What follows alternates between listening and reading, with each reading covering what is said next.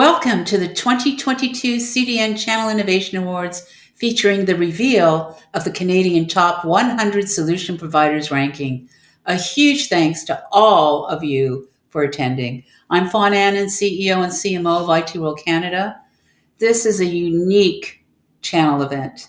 It gives the Canadian community an opportunity to come together to share and learn, something that's especially important at a time when we see so much change happening everywhere around the world. When we started planning this event last fall, we imagined it might be our first live event in 2 years. Then came the Omicron variant, and more recently, the fifth and sixth waves. While we plan to have hybrid events as soon as they are viable, it's clear we need to stay virtual just a little longer. So, what can we say about 2021? Well, we can say it was strange. We can say it was difficult. We can say it was a bit like riding a teeter-totter with a much bigger stranger on the other end controlling the ups and downs. And here we are now in 2022. We have the specter of war driving inflation, economic ups and downs, the ongoing fallout of the Great Resignation, and unprecedented supply chain issues. And yet, through all the uncertainty, we still need to plan for the future. We've put together a program for this afternoon that can help us with that most difficult task. Together, we can begin to build tomorrow, today. The theme of this year's conference is finding the growth opportunities. Did you know the Mandarin word for crises is opportunity? While that is reassuring, it may not be completely accurate. A more scholarly definition suggests the translation actually means both danger and critical moment, when something begins or changes. We are in just such a moment right now, and it's important that channel leaders recognize that what we face is not your grandmother's kind of orderly change. Change we moving forward is going to be messy and risky or dangerous. It's going to require not only the embrace of technology to drive change, but the embrace of a new mindset. You may be asking yourself, why am I offering up these pearls of wisdom while sitting in what looks like a stunningly beautiful flower? Well, I found that one of the few truly good things to come from the global pandemic has been the bond enabled by video conferencing and background visuals that have blossomed forth. Early on, it was charming to see people working at their dining room tables and see their sinks full of dishes or piles of unfolded laundry. So they got creative. Beautiful backgrounds began popping up using photographs from the most extraordinary places. We are going to celebrate those backgrounds throughout the show while we can. As pandemic fades to endemic, you may be experiencing the last of the fully virtual events. Before I turn you over to our MC and host for the day, I need to mention one organization that's helping chart the course for the channel in Canada. That is, of course, the Canadian Channel Chiefs Council, affectionately known as C4. This organization, whose membership focuses on technology vendors, continues to promote educational opportunities and vital interactions between ecosystem stakeholders that make everyone stronger. I'm proud to serve as C4 chair and so happy to have Corinne Sharp working with us as president and as MC for this afternoon's event. A real firecracker in any setting, here she is ready to set the world on fire and get this conference firing on all cylinders. Over to you, Corinne.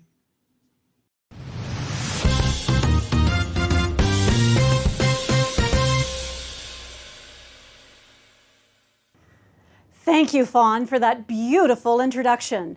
You are a true trailblazer in our industry. I'm glad we get on like a house on fire. Hello, everybody. I want to thank you all for joining us here today. It's been a busy time of year and we have lots of irons in the fire. I'm so glad you could take some time away to be with us. Whew. It's going to be some time well spent, and I've had a peek at the content and it's smoking. Many of you are likely anxious to know who sits atop the top 100 solution providers ranking. But we also have 6 innovation awards to hand out, from the New Normal Ninja to the Emerging Technologies Guru to the C4 Award for Diversity and Inclusion. These companies are real trailblazers. We'll show you how they're firing on all cylinders over the course of the show. We had a huge number of nominations from across Canada. This has shown us once again just how many innovative solutions there are out there that are in need and very deserving of recognition and partnerships. On this platform, below the viewing screen, you'll notice a rich selection of downloadable content from our sponsors, including newsletters, information on future events you can register for, and a social media window where you can take part in live conversations using the hashtag CIA Awards. And if you've got a question about something you see here, fire it in the chat. Of course, this event wouldn't be taking place without the generous sponsorship of Ingram Micro, HPE, Acronis, HP, VMware, ViewSonic, and Samsung. I would encourage everyone to check out their downloads on the CIA TV platform. And there is the snack bar sponsored by Samsung. If you haven't already visited, you can choose between downloading a $15 discount code for your next Uber Eats order, or you can donate $15 to Food Banks Canada for families who are still struggling to make ends meet in the pandemic. And there are lots. Okay, so let's move on to giving a warm introduction to a well-known and highly respected executive who has a fire in his belly when it comes to the channel, Bill Brandell. Bill is Country Chief Executive and SVP for Ingram Micro Canada, where he has helped drive innovation and growth since 1997. Bill brings his master-level knowledge and skills to bear in leading Ingram Micro's VAR sales, market development, and marketing teams.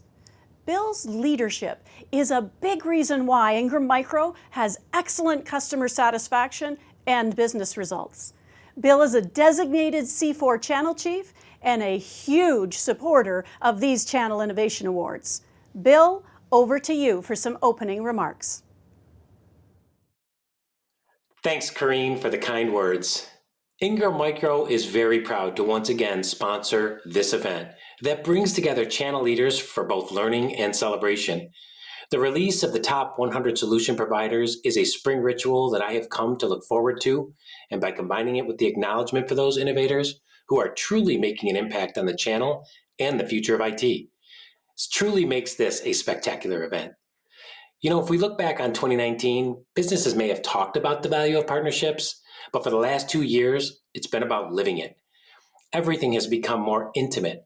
People talk about how they are struggling personally and professionally much more openly and are met with empathy.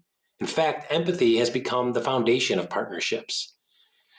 At Ingram Micro, we've worked hard to help customers through the uncertainty caused by the pandemic and the new challenges created by supply chain issues, chip shortages, and recently the rising prices in everything from gas to consulting services. During a panel this afternoon, you're going to get advice from a host of channel leaders offering their perspectives on how to prepare for what's next. It will not be a conversation about the new normal. Like it or not, this area of crazy change is the new normal. Our channel group of professionals will be taking stock of what has changed permanently over the last 2 years and offering guidance on how to prepare for the future.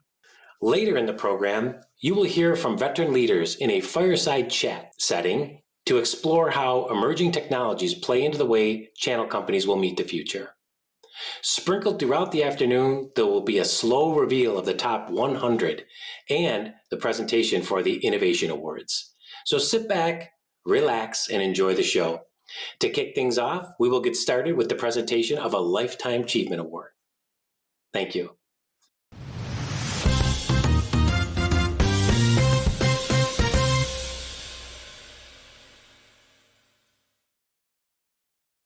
When I said Bill had fire in his belly, you know I meant he didn't have indigestion, right? Okay, thanks, Bill. Well, we're off to a nice start, and I'm sure we'll be examining some of the hurdles you mentioned.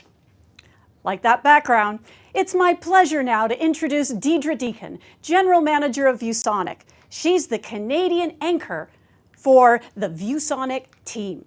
She's going to tell us a little bit about this year's special Lifetime Achievement Award winner who's gone the distance in the channel. Deidre herself has been repeatedly honored for her contributions to the channel. She is a valued member of the C4 family, and this year completed her Channel Chief Master's designation through C4. On your mark, get set, go Deidre. Hello, I'm Deidre Deacon, General Manager of ViewSonic Canada. On behalf of the team at ViewSonic, I want to thank our partners for another record growth year. Tremendous opportunities lie ahead for us this year as visual solutions continue to transform how we work, learn, and play. The new Anywhere operations model means continually providing our customers with choices so they can collaborate and be more productive wherever they choose to work. For channel resellers who haven't partnered with ViewSonic yet, or those who want to re-engage with us, we invite you to join our partner program. We continue to add new online resources and financial incentives. We're excited for the year ahead and look forward to seeing you all very soon in person. I'm here today to present the Lifetime Achievement Award. Companies that are successful need to be constantly reinventing themselves. The same is true of the corporate leaders that drive that change. When life throws true leaders curveballs, they simply grab a bat and swing. If they miss, they get up, brush themselves off, inch closer to the plate, and become curveball hitters. This year's recipient of a Lifetime Achievement Award has hit curveballs out of the park repeatedly throughout his 30-plus year career in technology, and he has reinvented himself on numerous occasions. John Camilleri, 2 M's, 2 L's, was a graduate of York University, Toronto, with a degree in liberal science. He started his career as an account executive with Computer Corp. He got his taste of the channel in 1991 when he became the sales director responsible for national channel partners with Synnex. 5 years later, he had a short stint with IBM before having his first dance with the most important career partner of his life, Hewlett-Packard. He had 9 years as district manager with the Printer and Printing Solutions Company, but left to reinvent himself as the country director for IT products division with Samsung. Although he prospered, the siren call of the channel was too great, and in 2007, he joined Oracle as VP Partners and Alliance. That work put him back in contact with colleagues at HP, and in May 2010, he began his second 11-year dance with HP, first as VP of their Solution Partners organization, and for the last 7 years, VP Commercial Channels. I have known John for many years through different paths, not to mention his solid participation in the Canadian Channel Chiefs Council. I have always found him to be a friend, to be thoughtful, passionate, and outspoken in the best possible way. We can all agree we benefit from John's input. A keen supporter of HP's sustainable impact policies that helped the company win more than $1 billion in new sales in 2020, he is equally committed to the idea of ensuring great customer service that allows partners to support and transform with their customers. It is my sincere pleasure to share this video with you and recognize this champion of change, John Camilleri, with the CDN Lifetime Achievement Award. When HP's Vice President, Commercial Channels, John Camilleri, was told he'd been nominated for a Lifetime Achievement Award, his first impulse was to think of others. I didn't expect it. I got a call, just a random call. I was excited. I was a little stunned, to be honest with you, when I first got the call. And I had a little why me moment, that's for sure. In fact, I had a lot of them because I can think of a lot of great people that are deserving of such a thing. Those who have known and worked with John know that his humility is genuine and deeply felt. One of those people is WBM Technologies President, Joanne Hardy, who has worked with John for the better part of the last 12 years. For sure, he's humble to a fault almost, from the perspective of the credit that he would accept, or that the role that he would see that he's even played in any of this over all of the years. But like I said, you can see John's fingerprints in a lot of things throughout a lot of HP partners. CompuGen President Harry Zarek agrees. John is the last person who would want to be recognized. He would recognize everyone on his team, every single member of his team, before he would even, deign to admit that he had contributed through his leadership and his guidance and his mentoring to allow those people to be as successful as they were, or as they are, in fact. He continues to do that today. But humility is only one of John's qualities. He also has a masterful ability to bring people together, to tap into their skills and strengths in pursuit of solutions. He knows how to bring people together to ultimately solve for whatever the situation might be in that moment. And it's a really special skill when you work with somebody who can do that and bring people together, oftentimes around very complicated issues. Harry Zarek sees John as a man of vision who offers advice that is both sound and respectful. He's given guidance as to where he believes we can take our business, the kinds of things that we should be focusing on. He'll share with us, but in a way that protects confidentiality, what he sees happening in the industry. And yet, despite the depth of John's experience and knowledge, as pointed out time and time again by his peers, he remains a big believer in learning from others. And I think you have to, right? We have to really just stay on top of our game. And you do that by learning from people. John has had an impressive career thus far, but as he himself says, it's far from over. It's a story that continues to be written. This is great news to his many friends in the industry. He's always understood that business is more than business, and that relationships matter, and that we can actually be part of each other's lives and care about each other and be interested in each other and enjoy each other's company, and that's the way it's supposed to be. And that's the part about John that again, it makes him really special, and we're incredibly grateful for just having had the opportunity to get to know him so well and to be honored to call him a friend. Congratulations to John Camilleri on being selected for the 2022 CDN Lifetime Achievement Award.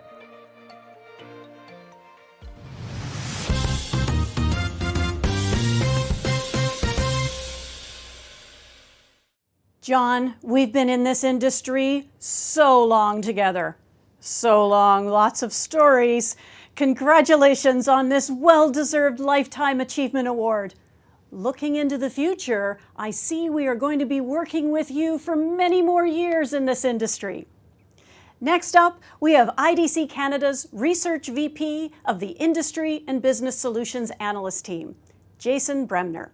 Jason's team researches the application software and business services market in Canada, focusing on how different industries are investing in cloud, analytics, mobility, and social.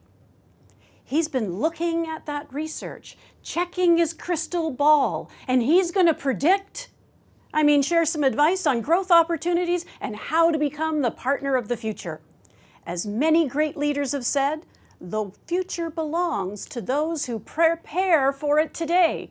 Jason, let the class begin. Thank you, Karine, and good morning to everybody. It is my pleasure to be here at the 2022 Channel Innovation Awards. I always enjoy hearing the wonderful success stories.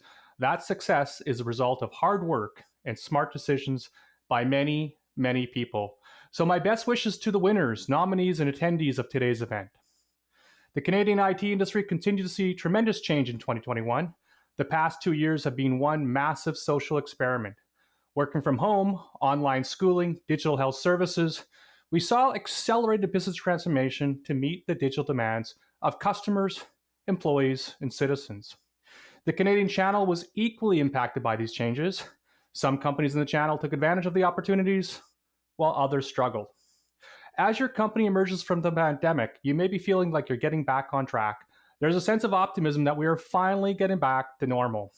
In the next 20 minutes or so, I will outline the winds of change and what you can do to navigate through them to address today's theme, finding the growth opportunities. First, I will talk about some of the tailwinds for IT spending growth, and also talk about a number of the headwinds you'll be sailing into and crosswinds that may knock your company off track. I will also talk about the technology markets that will see the fastest growth and how spending growth links to a number of key strategic imperatives that will shape digital businesses for the next decade. Then I will wrap up with a description of the channel partner of the future, a business model for you to consider to enable you to best prepare for finding the growth opportunities for the next decade. It feels like the global economy is getting back to normal. The Canadian economy performed well in 2021. By the end of the fourth quarter, the Canadian economy was finally bigger than it was before the pandemic. And the economic outlook in 2022 is very promising. However, organizations face potential disruptions that will affect IT spending growth. I'm going to walk you through each of these in more detail by using the analogy of a cyclist.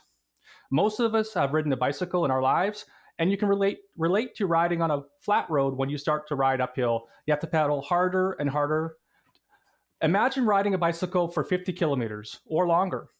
The impact of a tailwind or a headwind or a crosswind can make your ride much easier or much harder. Let's start with the tailwinds that will drive tech spending. One tailwind is digital-first consumers. During the pandemic, many consumers adopted new digital habits, such as 20% of Canadians using curbside pickup for the first time. These new digital-first behaviors drove companies to embrace digital transformation faster. The shift to digital transformation has been building over the past decade. However, many Canadian organizations have been slow to adopt it, and many experience roadblocks along the way. Commitment to digital was one of the most common obstacles by most organizations. At the beginning of the pandemic, only 32% of Canadian CEOs felt pressure to really embrace digital and complete a digital strategy in 3 years. The pandemic demolished that sentiment.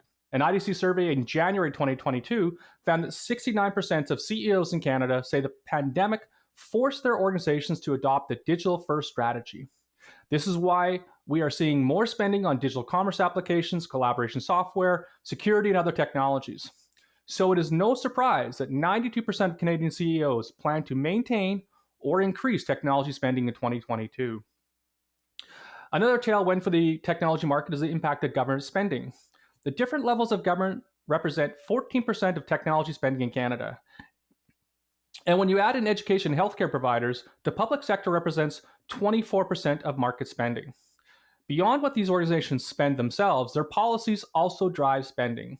For example, the federal budget in 2021 committed $350 million in spending to support the development of a national strategy for quantum computing. And another policy change we saw during the pandemic was to support virtual healthcare. When the Ontario government changed its billing policies for healthcare, we saw a huge jump in virtual care visits, which indirectly led many healthcare providers to invest in supporting technologies. There are some headways that will slow down spending, which will make finding growth opportunities more challenging. While many organizations made tech investments in the past 2 years to address the unique needs of the pandemic, those investments did not end in 2021.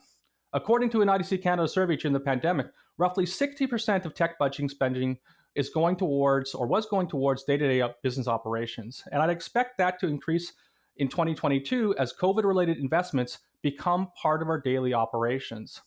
This is because many organizations are still dealing with technical debt. And technical debt has increased over the pandemic because the technologies that we invested in were not integrated with our legacy technology. You're also dealing with the lack of skills. While this is not a new problem, we expect this to become a bigger problem for more companies because more organizations are pursuing digital transformation. The lack of skills is consistently one of the top headwinds we see companies face in areas like security, cloud, and analytics. Companies struggle to find the skills they need and to keep the ones they have, and we all face this. But we believe that it's getting worse for organizations in Canada. And as the chart on the right-hand side indicates, twice as many firms now find it difficulty in sourcing skilled workers as compared to before the pandemic. The problem with this shortage is that it has real business impacts. According to an IDC study, DX projects have been delayed by as much as 35 weeks on average due to staffing shortages, so those companies that are late to DX are falling even further behind. And finally, IDC is seeing rising tensions between nations globally, which will slow technology spending as supply chains and international operations are affected. This has become more acute with Russia's invasion of Ukraine, and IDC is revising our global forecasts in response. So we've looked at some tailwinds and we've looked at some headwinds. Let's now look at crosswinds. The crosswinds are problematic because they have the potential to knock you off course and allow your competition to move ahead. One of the crosswinds we see is changing societal norms. We see consumers and businesses more interested in organizations who can balance making a profit with having a purpose. We are seeing more IT contracts include clauses like ethical sourcing, accessibility, and diversity and inclusion. You may be wondering if this applies to Canada and does it affect my business? It may be more common in other countries, but we are already seeing leading companies adding some T's and C's in these areas into IT contracts. And governments are introducing policies to provide opportunities to suppliers owned by Indigenous peoples, women, and minorities. So you can expect this crosswind to affect your business in the near future. Related to changing societal norms is a greater focus on sustainability. We are seeing sustainability objectives factor into IT investments more and more. For example, many customers are looking for service providers that use renewable energy to power their data centers. One of the crosswinds that we think will have a dramatic impact on the Canadian channel is the level of merger and acquisition activity we've seen in recent years. And there are always M&As in the IT industry, but we have seen a significant spike in the past few years as vendors meet changing requirements due to digital transformation. We are seeing three general trends. First is smaller specialized firms merging to scale up. And examples of this are companies like Carbon 60 acquiring GTNet and Cirrus 9, as well as OpsGuru to enhance its cloud professional services. And Arctic merging with Benchmark to scale up and deliver end-to-end cloud solutions. We're also seeing publicly traded companies take a consolidation strategy and acquiring independents. Examples like this are Converged Technology Solutions acquiring companies like Northern Micro and PCD Solutions and others throughout North America. And finally, we're seeing services firms acquiring companies to expand their capabilities. And the major accounting firms are especially active in this area. We looked at the mergers and acquisition activity for some of the leading accounting firms in Canada over the past few years, and we've illustrated their activity on the chart on the right-hand side. And you can see the spike in 2021. Now, while last year might be a bit of an outlier, we do expect them to continue to acquire smaller firms. So where will you see growth in 2022? IDC's latest forecast is that Canada will see IT spending growth by 2% in 2022 after a stronger than expected 2021, where IT spending grew 4%. However, that growth will not be in all technology segments or customer segments. As you try to find the growth opportunities, keep in mind that hardware-related markets have a mixed outlook for 2022 after coming off a strong 2021. And software will see modest growth, and IT services will return to pre-pandemic growth rates. One thing to keep in mind is the customer segments. Some of the strong hardware market growth we saw in 2021 was a result of spending by consumers on PCs, mobile phones, and peripherals. Consumer IT spending accounted for 22% of total IT spending in 2021, and consumer spending grew twice as fast as the overall market. In 2022, we expect consumer spending to be flat at best, which is a headwind for the hardware markets. Technology markets driven by business spending will see growth. Cloud will see strong growth as indicated by infrastructure as service on the chart. SaaS and PaaS will also see strong growth, and they are driving the growth in software. And we expect IT spending growth in the major industries that we track in the range of 3 to 5% in 2022. So you will be able to find growth opportunities, but you'll have to take share against your competitors as well as ride the tide of overall spending growth if you want to see substantial revenue growth. I'd like to turn to how to find the growth opportunities. Certainly good execution and business management will factor in, but I also wanted you to think about addressing the changing needs of enterprises that IDC's research says will be shaping business priorities over the next decade. IDC has been studying digital transformation and the underlying technologies for years. In 2019, we looked ahead and we analyzed what are the key elements that will define organizations in the future based on technology, consumer expectations, society needs, and government regulations. We created the Future of Enterprise conceptual framework that you see here. There are 9 Future of Enterprise agenda items that we believe all organizations will act on in the next decade. The global nature and severity of COVID put the new agenda to the test, but we see that it correlated very well to the success that many companies had during the pandemic. No company is doing everything well, but some are thriving because they are doing enough of these imperatives well enough. Each of these agenda items will involve a mix of technologies and services that will combine to address use cases that align to the overarching business priority. So for example, the future of trust is about addressing the business imperative to build trust with customers and stakeholders. This will lead to spending on cybersecurity as well as privacy and compliance solutions to meet corporate and social responsibility. The future of trust is not only about protecting the assets and keeping the bad actors out, it's also about mitigating enterprise risk. This is one of the reasons we see accounting firms buying IT security firms so that they can help their clients manage enterprise risk better. I mentioned that we believe all organizations will address the future enterprise agendas over the next decade as they become digital-first businesses. According to our research, several of them are top priorities today. I'm showing the results of our latest Canadian Top Exec survey when we asked Canada's largest organizations what their business priorities are in the context of our framework. Not surprisingly, the future of trust is at the top of the list. Security and privacy are top of mind for companies. Trust takes a long time to build and can be lost very quickly in the digital world. It is easy for customers to switch to another supplier. One thing we saw during COVID was the importance of companies to have digital resiliency. This meant that companies had to ensure their back-end data was properly integrated with their digital front ends and that infrastructure was highly available. This led many companies to increase their use of cloud platforms and invest in intelligent automation to minimize manual work. Another thing we saw was the rethinking around engaging in industry ecosystems. One industry that saw a big change here was restaurants, when many started using industry ecosystems like Skip the Dishes. In 2020, Skip the Dishes added 16,000 restaurants to its platform in Canada, an increase of 69%.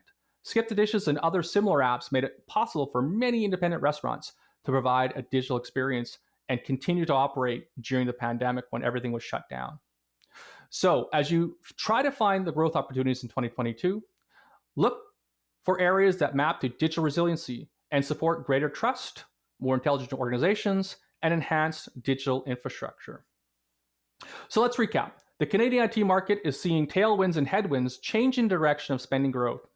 And there are changes in buyer behavior and actions by competitors that will throw you off course. We are seeing spending growth in software and services, while hardware spending has a mixed outlook in 2022.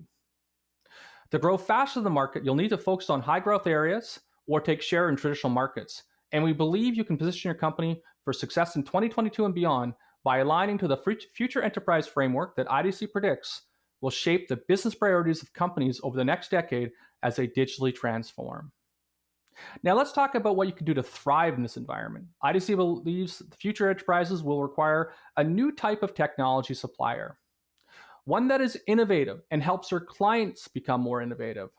A supplier that is a critical thinker and scrutinizes how to apply technologies to use cases to enhance business processes. A trusted advisor to the client's entire business and its stakeholders. And a supplier that acts as the gateway to technology ecosystems that are needed in the digital economy.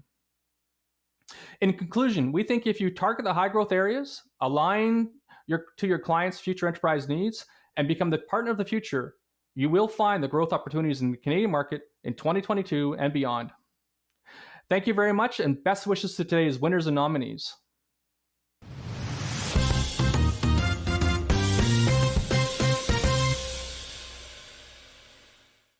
Thank you, Jason. The CDN Top 100 rankings have been a fixture in the channel scene for 16 years. Not only does the ranking provide an opportunity to recognize the top channel players, but the confidential information collected is used to build a snapshot of the channel ecosystem, which in turn serves as great intel and an opportunity to tweak your planning based on the available information provided by CDN. Everyone who is attending the conference today will receive a copy of the benchmark report, sponsored by Acronis, as part of tomorrow's thank you note. Or you can download a copy from the platform right now. You can also find the ranking of all but the top 10 solution providers in the ticker running below me. Look at all this money. Here to provide us with an overview of the findings is technology consultant and author of this year's report, Mary Whittle. Mary specializes in ecosystem development, digital transformation, and how to leverage technology to advance the sustainability agenda. Thanks, Mary. I can't wait to read my copy. Thank you for joining Channel Daily News today as we celebrate the best of the Canadian channel community through two exciting programs, the Top 100 Solution Providers Ranking and the Channel Innovation Awards. As part of the Top 100 Solution Providers program, a benchmark report is written to share the insight we've gathered through a comprehensive application and survey process of over 120 companies conducted between January and March 2022. We very much appreciate the time these partners have spent to provide insight into their ongoing business activities, the trends they're seeing, and the actions they'll be taking as a result of those. This insight helps IT World Canada and our vendor community gather a clearer picture on the industry happenings and understand what content and programs we could best put together to support the partner community and their customers. It's such a pleasure for me to present highlights of this year's benchmark report. We began the last report with the statement, the year 2020 was unpredictable to say the least. And as it turned out, 2021 was pretty much more of the same. COVID restrictions continue to impact the business environment, and supply challenges are still very troubling with no end in sight. Despite this, a sense of a new normal has taken root. The technology sector has once again demonstrated that organizational resiliency is highly dependent on technology, and the performance of the top 100 solution providers is further evidence of this. So who are they? The top 100 solution providers cover the gamut of business models, with a majority of respondents, 41%, identifying themselves as value-added resellers, 37% as managed service providers, 12% as IT consultants, and the remaining 10% as ISVs, cloud solution providers, systems integrators, or volume resellers. And their business is strong.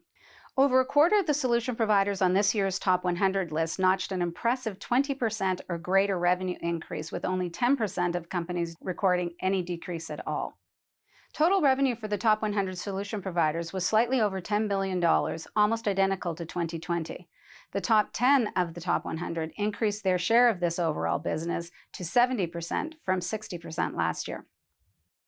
Although within the top 10 there was very little movement, there was certainly some competitive jostling further down the list. 35 companies changed ranking by more than 5 places, 16 increasing and 19 declining. Those advancing named finding skilled people as their biggest challenge, whereas, not surprisingly, the decliners most often mentioned supply chain constraints and changes to business practices and budgets due to COVID. The top 100 solution providers were able to expand the breadth of customers served by successfully leveraging their growing portfolios through digital marketing, as well as improving revenue per employee and recurring revenue streams. So who do the top 100 sell to? At 70%, the professional and business clients category tops the mentions of where solution providers concentrate their focus. Government at 69% and healthcare at 67% are just slightly behind as the next two largest industry sectors in 2021. And what do they sell? IT consulting services at 83%, managed services at 81%, and security solutions at 80%. These all still reign supreme, while cloud-related activity is growing rapidly.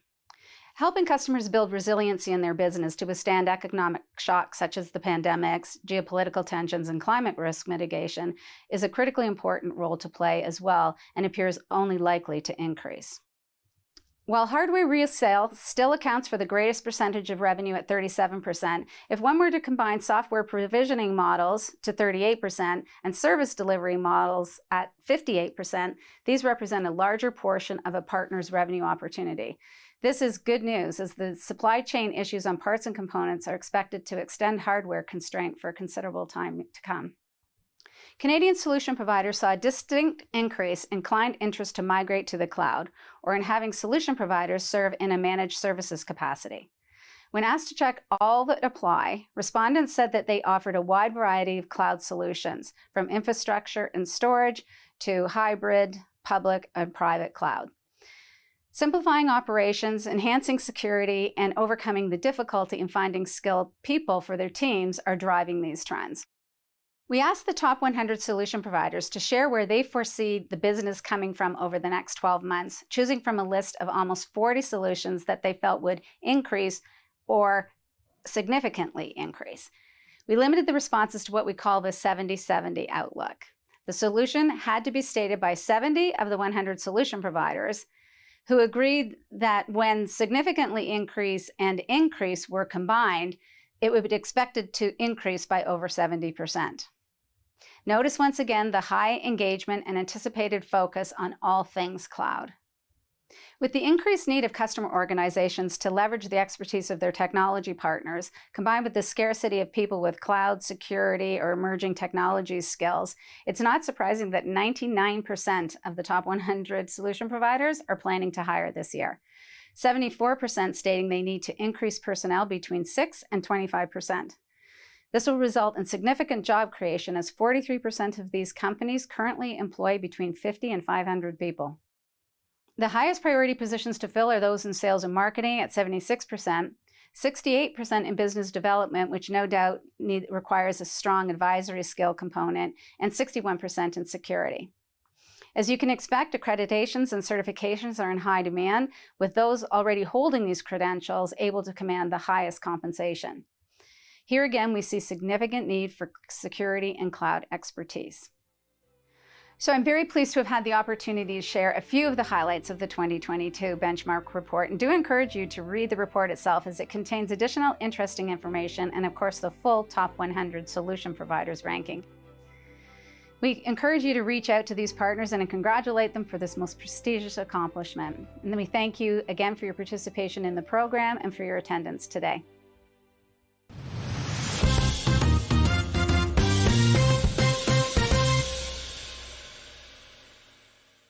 So we now know how people get on the top 100 solution providers list, but people have been asking me how CDN decides on the winners of the much sought after Channel Innovation Awards. Well, first you have to apply or be nominated by a colleague. When we receive them, well, I must admit, we get a little bit judgy. The nominations and supporting case studies or documentation go to a jury of judges that evaluates them on their innovativeness and their impact. Because we get dozens and dozens of nominations, it takes our volunteer judges considerable time to go through them. One of those judges is a good friend of ITWC and C4. I spoke to him earlier this afternoon, and he said the quality of nominations was out of this world. Let me speak into my transponder. Steve Proctor, this is CIA Mission Control. Do you copy? As you can see, I take my self-isolation very seriously. I was in a taxi recently, and a rather chatty cabbie was commenting on world affairs and how hard it was to keep up with the technology and the exciting innovation that's taking place. The only thing that's constant is change, she said. That phrase was true when it was first coined in ancient Greece, and it couldn't be more appropriate today, given the speed and volume of the digital, globalized landscape. Indeed, there's no shortage of interesting things happening in our society. But let's be clear, an idea is not innovation. Innovation requires a lot of work. It requires the means to get something done.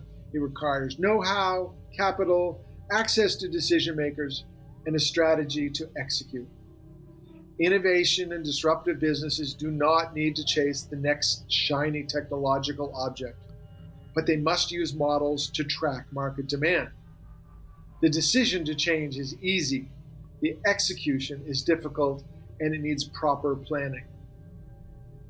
With that understanding in mind, the judging panel for the 2022 Channel Innovation Awards set out to evaluate close to 50 submissions from across the country that reshaped everything from the delivery of chicken dinners to the delivery of healthcares. It was a tough job, but Fawn Annan, Mary Whittle, and myself wrestled the submissions down to the winners you will hear about shortly. I want to thank Fawn and Mary for their efforts, but most of all, I want to thank those individuals and organizations like yours that took the time to share their stories with us. When we learn from each other, we are all better. Thanks, Steve. Back to present our first CIA award is Fawn Annan. Let's get this party going, Fawn! When Ontario's Crown agency responsible for developing and integrating a transportation plan for the Greater Toronto Area went on a building spree, they needed a unified system to track their progress. After all, delivering more than 40 kilometers of new subway line, 50 kilometers of new LRT line, and 200 kilometers of new GO train track. Creates a lot of data to manage from a lot of different partners. To support the coordination on multiple stakeholders that own infrastructure, such as water, wastewater, cable, pipeline, or power lines under the streets.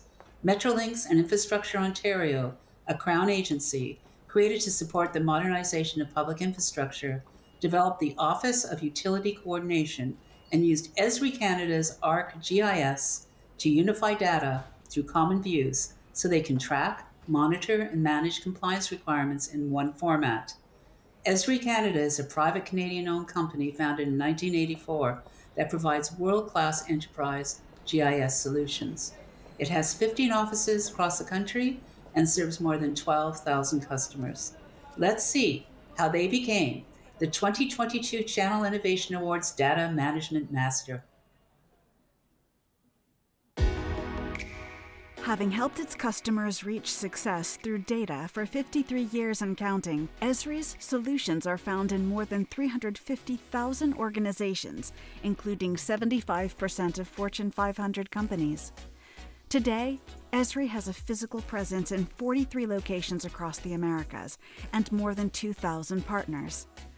Esri provides the critical geospatial intelligence organizations need, focusing on the science of where. The ArcGIS services help manage, visualize, and analyze geographic data, delivering the most relevant information to inspire positive change across industries. Improvement is a perpetual journey, which is why the company spends more than 30% of its annual revenue on research and development. Given its applications ubiquity, Esri supports a wide range of industries, from agriculture to engineering, from government to research. Its tremendous role in harnessing critical data to accelerate Toronto's public transportation development stands as a poignant example of its prowess. The company is also actively fostering a better tomorrow, pledging over $1 billion in software to 100,000 K-12 U.S. schools and partnering with 13,000 nonprofits on initiatives like sustainability, conservation, and disaster response. Congratulations to Esri for being selected as the Data Management Master of the 2022 Channel Innovation Awards.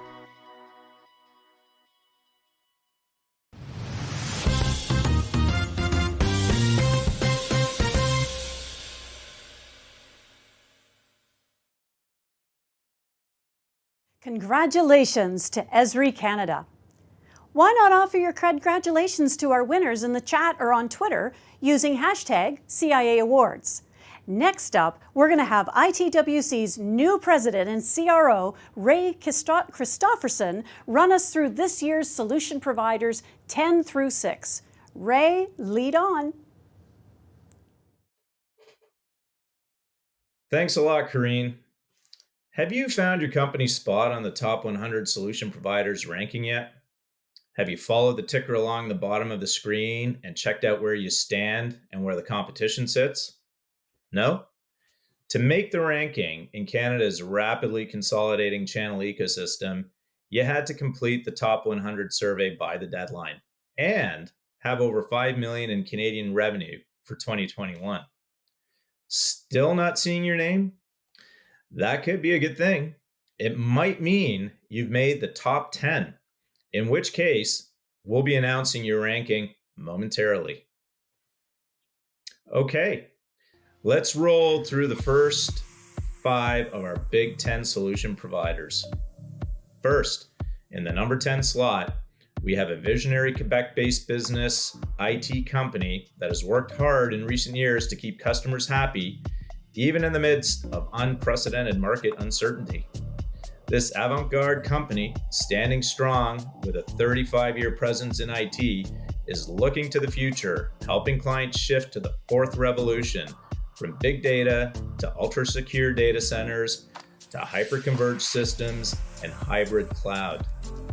Ladies and gentlemen, our number 10 solution provider this year, a company that is on a strong growth trajectory right now and likely for a long time to come, is MicroLogic.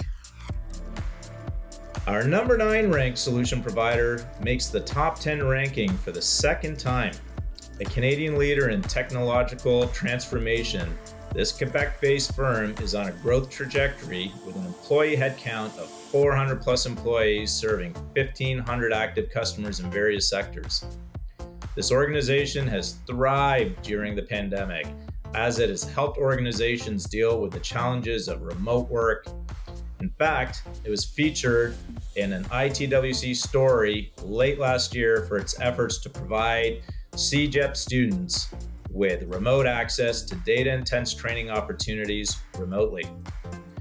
While ITI captures the 9th spot this year, look for it to climb the rankings next year. Just a few weeks ago, it announced it has acquired Zycom Technology Inc., an Ontario-based company specializing in IT infrastructure and managed services. With this transaction, ITI hopes to leverage Zycom's 20-year expertise in market penetration to accelerate its growth across Canada. Congrats to ITI. Our number 8 solution provider is a software-enabled IT and cloud solutions provider delivering industry-leading solutions and services. Its focus on advanced analytics, application modernization, cloud, cybersecurity, digital infrastructure, and digital workplace offerings has led to its success with clients in both the public and private sectors. Like so many companies this year, acquisitions are powering number 8 solution providers' growth. Earlier this month, this organization announced its acquisition of a US-based cybersecurity firm, its 30th acquisition since 2017. Congratulations to Toronto's Converge Technologies. Well, we're down to number 7, and our systems integrated winner is in the throes of its own M&A story. Bought in 2017 by a subsidiary of Home Depot, this organization was sold in January to a Los Angeles-based equity firm, Variant. The acquisition of our number 7 solution provider marks the company's first move into the managed services business. The company is feeling confident. Its leadership says it's excited to combine the new owner's financial acumen, operations, and technology resources with its own capability to deliver single-source end-to-end technology solutions. Congratulations, CompuCom. We'll be watching to see how your story unfolds.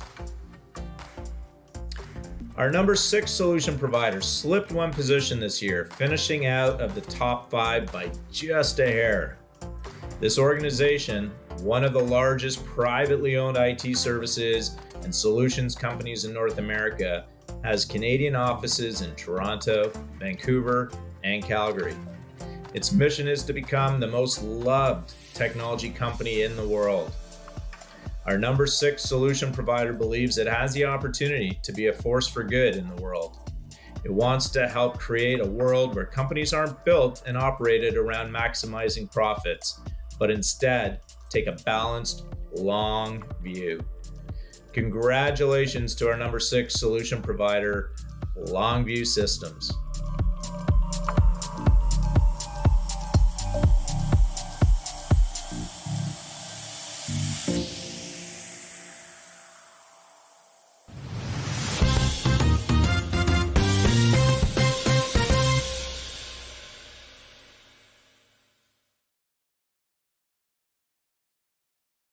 Thank you, Ray, and congratulations to numbers 10 through 6 in our top 100. The past 2 years have seen our business vocabulary expand in so many unexpected ways. Many often strange phrases now roll off our tongues, from "you're on mute," "do you want to Zoom?" "Happy Blur's Day." But the most overused and likely inaccurate of all is the phrase "new normal." We're all looking forward to return to something approximately normal, if such a creature exists. Or to at least say less chaos for what we've been seeing since early 2000 and 2020. I hear footsteps. Okay, unfortunately this won't be the case. As you will hear from leading channel players on our panel, the so-called new normal is already here. The era of predictable unpredictability is not going away anytime in the foreseeable future. Channel leaders who are interested in taking their organizations forward will likely always, from here on in, need to keep their eyes on the horizon for the next disruption. While that doesn't sound particularly appealing, it's a stark reality. The following panel is moderated by Ingram Micro Vice President Bill Steed. Panel members, two of my favorite people, include ShinyDoc's VP of People Experience, Heidi Hauver, and Mark Collins of F2 Factor, formerly Cisco's channel chief. Let's have a listen for their advice in finding success in the next normal. Thanks, Karine. What's next? It's the question that arises at the heart of every business planning session that has been held in the last 2 years. Really, it's the question that's been at the heart of every planning session for the last 200 years. But defining an answer has been particularly difficult in the last 2 years as public health orders, business closure mandates, various levels of restrictions across Canada made the look into the crystal ball a little more blurry. As we move out of the emergency phase, CDN has brought together channel players who have been in the trenches for the past 24 months to assess the changes and help sort out what was a temporary change and what changes may be permanent. Please join me in welcoming from F2 Factor, Mark Collins, and from ShinyDoc's Heidi Hauver. Welcome. Good to be here. Good to be here. Awesome. So let's start off with a few questions. The pandemic has precipitated an unprecedented tech revolution for big and small businesses alike. Rapid transformation around social and work interactions overnight, e-commerce, virtual conferencing, gaming, streaming, all underwent unprecedented growth. What do you think are the upsides and downsides of this rapid digitalization? I'll start with you, Mark.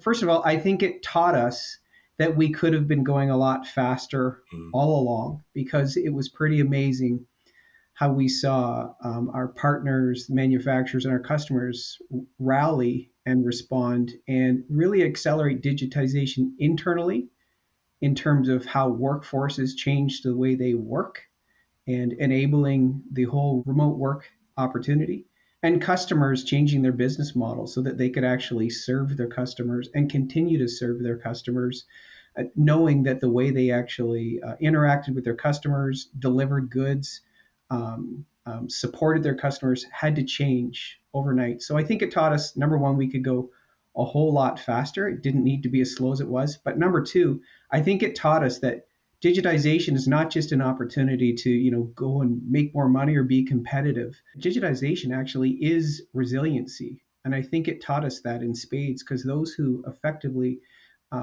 digitized their businesses and did it as aggressively as possible, I think felt the effects of the pandemic the least. So I would say that those were things that really struck me, Bill.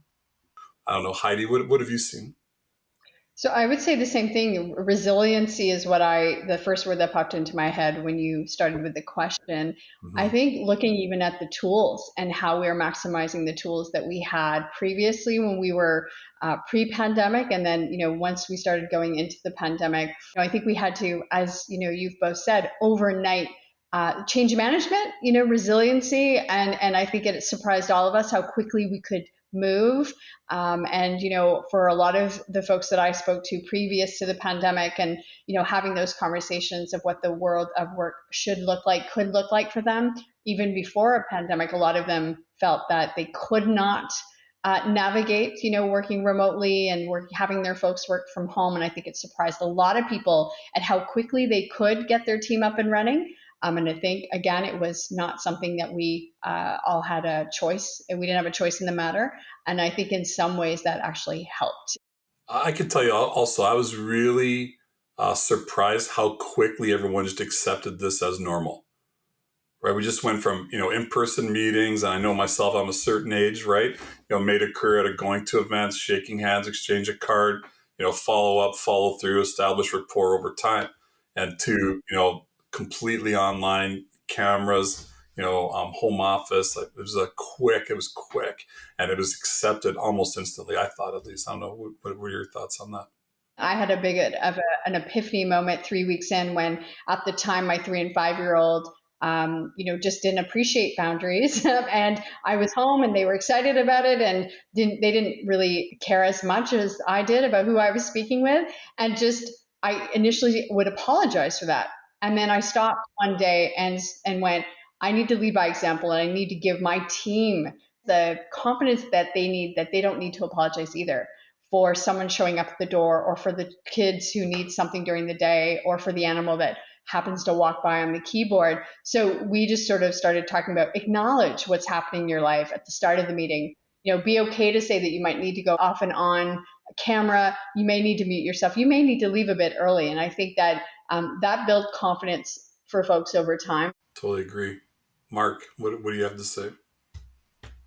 Anything else you'd like to add? Yes, I agree. Accepting people are human beings, not just machines that go to a place of work, but they have, dogs and cats and parents and grandparents and kids and all of that stuff. Absolutely. But I think it also gave leadership an opportunity to really think about the way they're leading, and understanding that, you measure things by them getting done, not watching them get done. And so empowering people to get their jobs done in a way that they find most effective, I think it really set the ground for a level of productivity that we've seen some uptick in, that was a pleasant surprise. I'd love to add to that, because I think, that freedom and that flexibility to benefit from flex hours, to do the work when you're at your best, is not something we necessarily had access to when we had to go to the office from 9 to 5. But when you're working remotely from home, you get to do the work when you feel at your best. And that might be leaving a bit early to, care for your loved ones, or take your pet for a walk, but you can log back on again. And maybe you're a night owl, and maybe that's when you're most creative. And I think that I've definitely seen a lot of folks, including myself, be much more productive, because you can have that, what we call in our home work life, harmony. Sure. I know for me personally that, Mark was onto something that was triggering in my mind. I would say that I'm most comfortable going to the office. I like that. I like to be there. I like the sort of tribalness of it. I like the osmosis you get out of the water cooler chats, like all that stuff, the social aspects of it. But I 100% agree from a productivity perspective. There's no doubt in my mind that I'm more productive when I'm in my home environment, because I'm not interrupted. There's no sort of drive-by, random sort of how's it going meetings. But that's one of the ways that we have had to, as people leaders, be creative and innovative and create opportunities, for those, those walk paths. I do a video every day for our team. Right. And I would say to them, this is my walk through the office in the morning, saying, how was your weekend? What's going on with Joe? How'd that birthday party go? And so, it's my way to find that connection with my team, the whole company, and I do it for everyone. Mm-hmm. And I think that when I say I've done my best work, partly it's because I've been challenged. How do I keep my folks motivated? How do I get them collaborating and communicating when some folks aren't comfortable on camera? And we've completely changed the way we used to do business. We need to continue to innovate, especially as the world of work is changing. We need to make sure we don't get comfortable with the status quo, and we need to find ways to make sure we're meeting the needs of everyone. And again, we want our folks to do the work that they love. And that whole saying of, if you can find work that you love, you don't feel like you're working any day in your life. It's hard for some folks to have that disconnect when they're working from home, when they're living in, and the pandemic added layers of constraint, because at some points we couldn't even leave our homes. So there was added complexity to making sure our folks had what they need. I think what you just touched on, I think that leads us to another topic that's extremely important that ties to that. And that is, like you just described, that world of choice that we've entered now. I completely agree. And everyone needs to be able to work together effectively no matter where they are. So if a portion of the workforce is going into the office, we can't create a class society where they have effectively, the front row seats at the concert.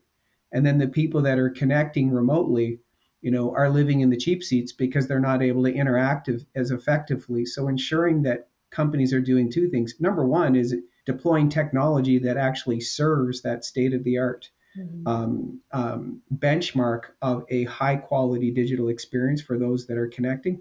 But also, it's the reinvention of the workspace itself. Things like immersive video rooms. So when a group think is happening, everybody, no matter where they are, is on equal footing to contribute to the discussion, number one.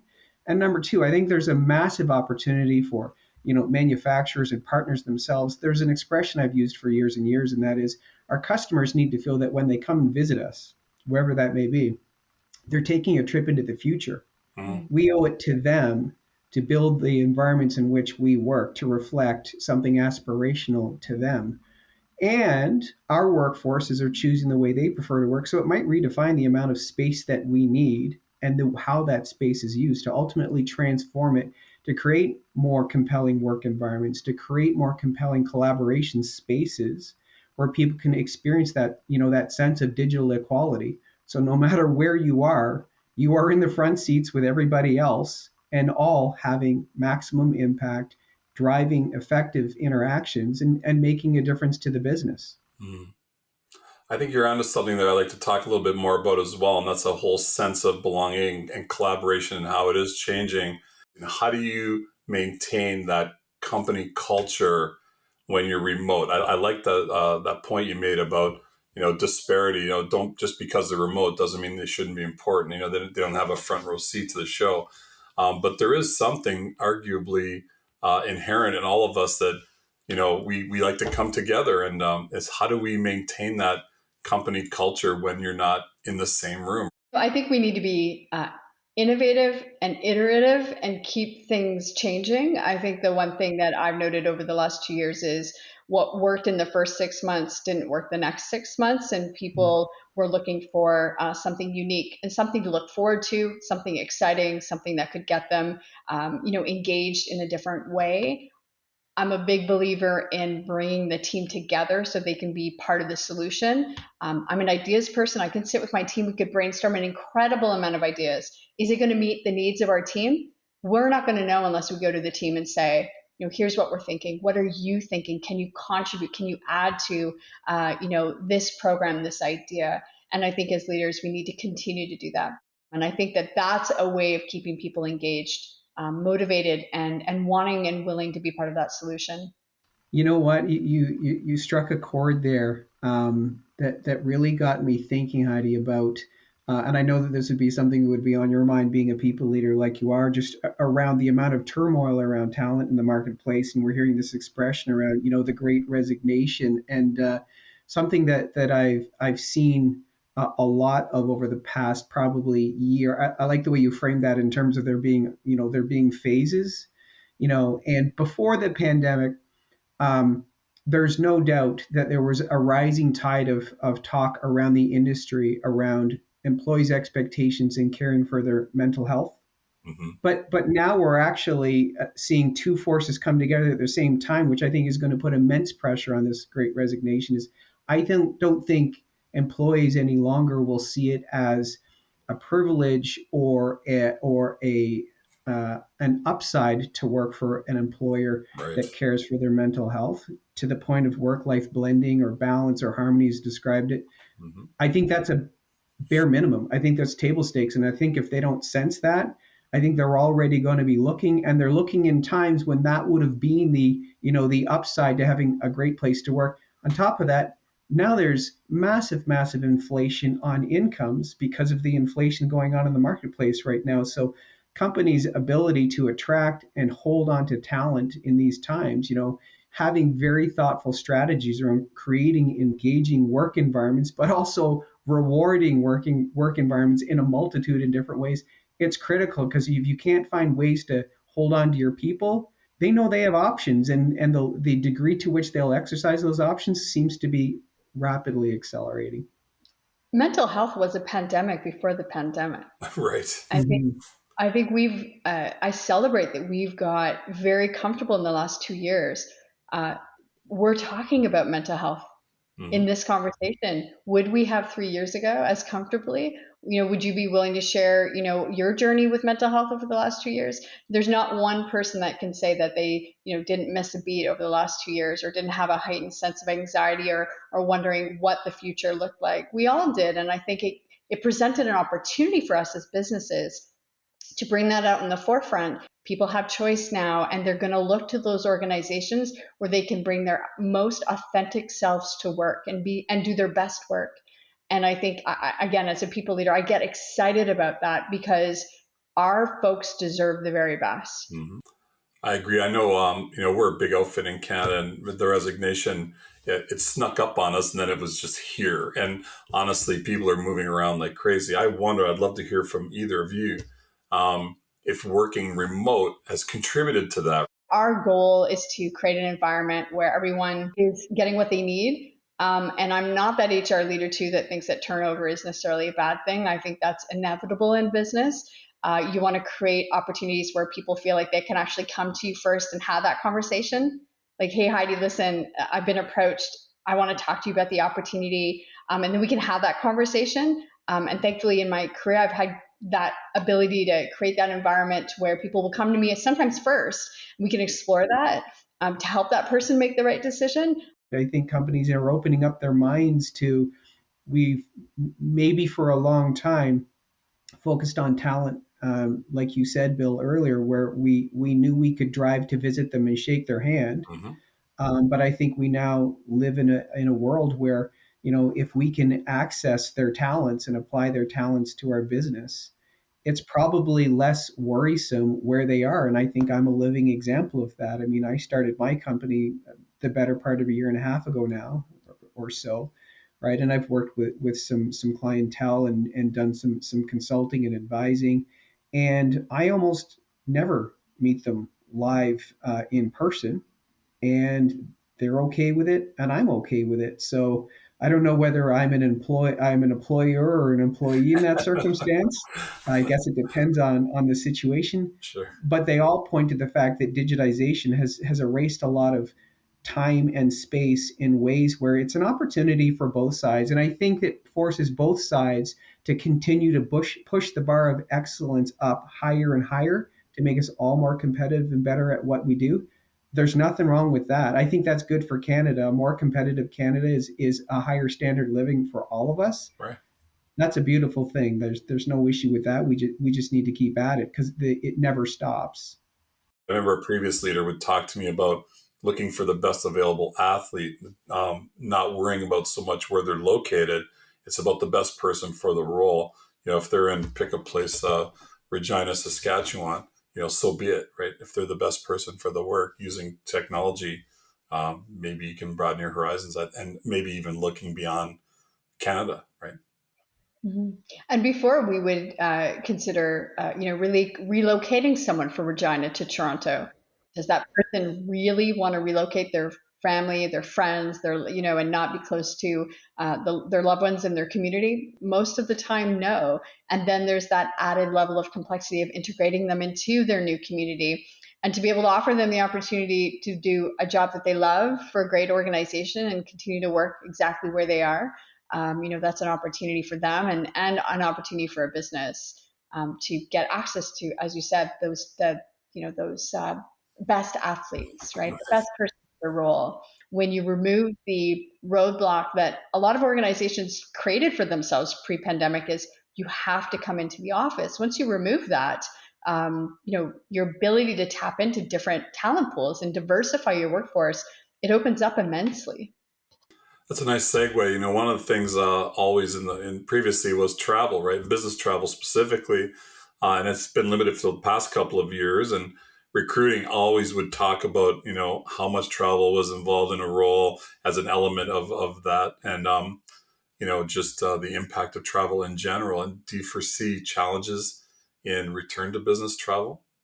Some people are going to be really keen to get back at it. Others are going to immediately remove themselves from the hiring process and won't even apply. Right. And so I think that flexibility and maybe a staggered approach would probably be what I would recommend to companies if they're looking to sort of get their folks back in the field. I work remote from home full time, and I have every intention to continuing to do that. And I'm an extrovert, but I'm on the phone with people all day, every day. I've got little people at the house. I get this is my purpose, but I have other things that are, giving me what I need. And I think that, I don't want to give that up just because we're hopefully getting out of a pandemic. We're almost up against the time for today. Maybe just hear from each of you, a positive that came out of this pandemic and the work environment we found ourselves in for the past couple of years, it wasn't all bad, right? Maybe I'll start with you, Mark. Is we all learned that you don't need to wait to innovate, period, right? Innovation used to be the aspirational thing on the horizon that companies and communities looked at. Partners tried to come up with new and interesting ways, and we all talked about it. But I don't know that we really did enough about it. And now we all know that, number one, we never had an excuse to wait. And number two, we can't. So I think that means that there's a brighter future in front of us. Bill, as you get all that technology out there to all of our customers that are waiting for it, right? There's going to be a huge shock wave of upgrades going on in the next 2 years. And that's laying the foundation for an innovation wave that we're now culturally ready to take on as a society and as an industry that's going to build a new Canada that's going to be incredible. Companies got the nudge and the push that they needed to do what employees have been asking for a long time. The opportunity to try working from home and that flexibility and that freedom. And I think a lot of companies surprised themselves, and I'm positive, it's inspiring to see a lot of companies continuing to provide their employees those opportunities. And I hope more and more companies hear their employees out and provide them what they're looking for. And I would say on a more personal level, reconnecting just on a personal level, in my home life, spending more time at home. And then actually when I am in the office, I find myself really appreciating more that human interaction with my staff and teammates. I think it's just great to see them. And especially when we were locked up for a while, that last go around. At this time, I just want to say thank you so much. I really enjoyed the panel talk with both of you today. It was really great. Appreciate the conversation. And now we'll hand it back to Corinne. Thanks, everybody.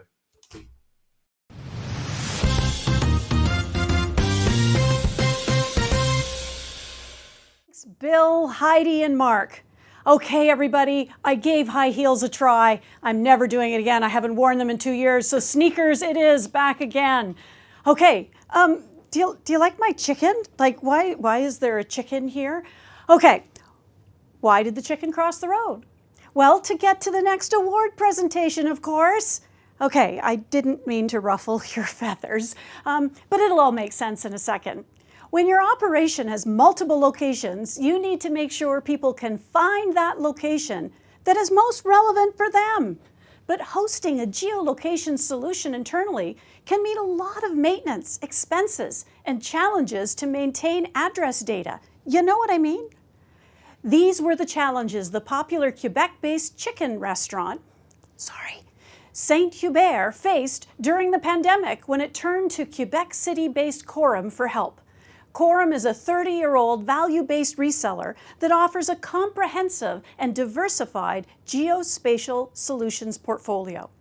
See, the chicken makes sense now, doesn't it? Is anyone else hungry? Okay. Over an incredibly short period of time, Quorum worked with Saint Hubert to switch everything from menus presentation to product routing and pricing to a cloud-based solution. Check out the following video to see how Quorum delivered for Saint Hubert, cooking up a huge win as this year's Channel Innovations Awards New Normal Ninja. As a specialist in geospatial technology since 1993, Quorum provides a complete range of services, software solutions, and spatial data to optimize its clients' business and strategic decisions. They're mainly from the telecommunications, insurance, retail, infrastructure management, and public sectors. Quorum combines a great knowledge of geospatial technologies with a unique strategic location intelligence advisory. Through its unique one-stop shop experience, Quorum enables its clients to make more informed decisions, save time, reduce their costs, and manage the risks associated with the process of purchasing and integrating geospatial data and software. Today, it is a leading North American reseller and integrator of geospatial technologies and data. Quorum's approach as a value-added reseller, partner, and strategic advisor is to first evaluate a client's business needs and then recommend a solution that can combine best-of-breed software, data, integration, or customization services. Active in both Canada and the United States, Quorum has established business alliances and key partnerships with the industry's main leaders. It offers a comprehensive and diversified geospatial solutions portfolio.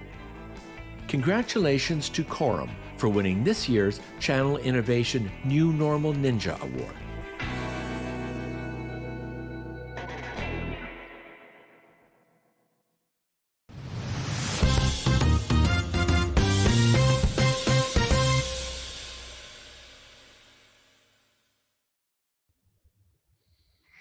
The number 5 solution provider of the year is a leading provider of end-to-end software and cloud technology solutions.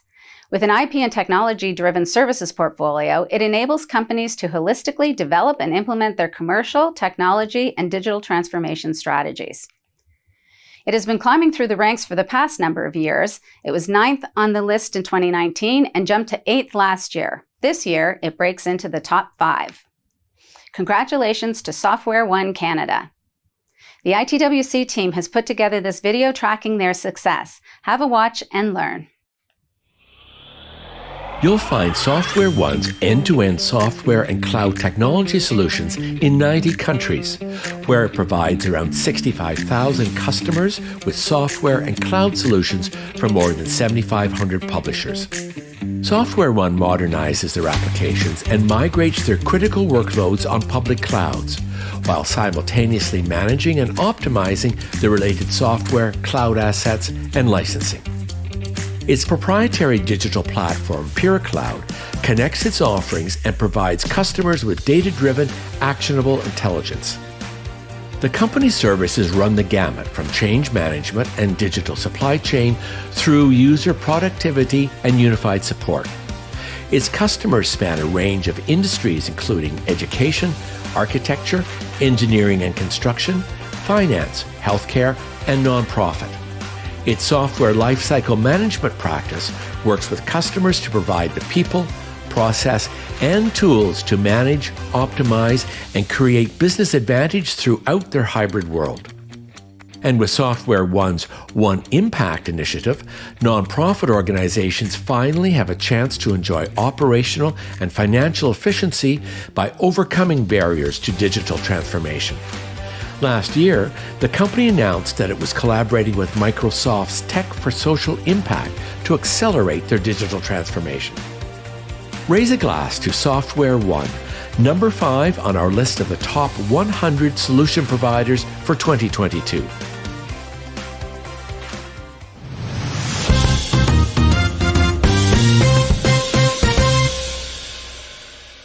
Congratulations, Software One Canada. C4 is the sponsor of this next award, and it is great to see so many companies taking equity, diversity, and inclusion efforts to strategic levels within their organization. Here is Anthony Karim, Vice President of Vendor Management with Ingram Micro, who will present the winner of this year's C4 Award for Diversity and Inclusion. Microaggression, unconscious bias, lack of diversity and inclusion in organizations at all levels. These are the new cultural landmines in the modern workplace if not handled properly. Question is, how do you handle them? How do you navigate your way around them? Questions like these are running through Benchmark President Luc Villeneuve's mind as he sat on a panel of leading public sector innovators discussing how to use technology to make society better for all. Since those thoughts, and having attended a subsequent meeting with 40 trusted colleagues and friends, Luc spun off a series of initiatives that have created a connected community of 400 participants and a unique cadre of men committed to allyship. The following video gives you a clear idea as to how a focus of male allyship earned Benchmark this year's C4 Award for Diversity and Inclusion. Founded in 2003, Benchmark is a Canadian systems integrator specializing in DevSecOps, DevOps, automation and orchestration, cloud security, Kubernetes data, and analytics to help companies accelerate their journey to the cloud. Benchmark has a strong history of supporting Canadian enterprises with leading data center and cloud solutions, focusing on the aforementioned areas. Benchmark aims to optimize operations, modernize processes, boost productivity, support scalable growth, and empower employees to exceed customer and shareholder expectations. Its certified experts evaluate clients' infrastructure, to drive the right decisions and orchestrate IT solutions to provide custom recommendations. The company is committed to creating a diverse, inclusive, and welcoming workplace where everyone is comfortable sharing their ideas and talents to drive organizational innovation and growth. In spring 2020, Benchmark Corporation was honored by Channel Daily News as one of Canada's top 100 solution providers as the Newcomer of the Year. Benchmark recently amalgamated with the transformative technology services provider Arctic, and the two companies announced last month that they will be carrying out business solely under the Arctic brand name. Congratulations to Benchmark for winning this year's Channel Innovation C4 Award for Diversity and Inclusion.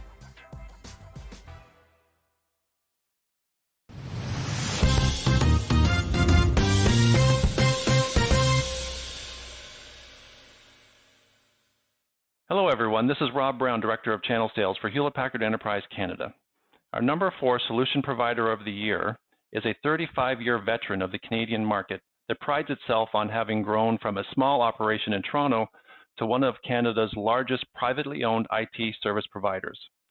With recorded revenue of just under $660 million, its recent highlights include record sales for software and for the first time, in excess of $50 million in annualized managed services revenue, plus total services revenue of $110 million, making services the company's highest growth category. Coming out of the pandemic, our number 4 solution provider believes organizations are realizing the essential nature of IT investments and sees substantial growth opportunities ahead. To meet this demand head-on, Compugen is evolving and recently created 2 new roles within their organization, the Office of the Chief Operating Officer and Chief Sales and Marketing Officer. These are very exciting times at Compugen indeed. So let's have a big hand for our number 4 CDN Solution Provider of the Year, Compugen. And now, let's hear about their story. Despite the pandemic, 2021 was a busy year for Compugen. It became the first partner in Canada to earn the Citrix Partner Platinum Plus designation, established a strategic partnership with Zoom that authorizes it to sell Zoom Enterprise products across Canada, and earned an advanced specialization for Microsoft Teams calling. It also became an authorized service provider for Microsoft Surface devices, fielding a team of more than 600 in-house experts nationwide, and establishing service centers with on-site parts inventory.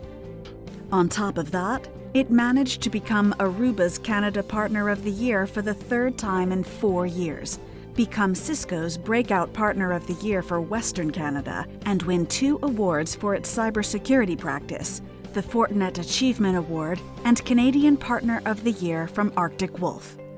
If that's not enough, Compugen Finance was named Most Innovative Leader at the ClimateWise Awards, which honors the company for the success of its Future Value program, which helps organizations across North America responsibly recycle their outgoing IT hardware assets and give them a new lease on life.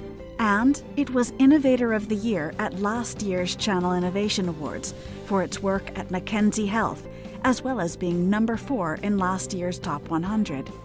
All in all, a very good year.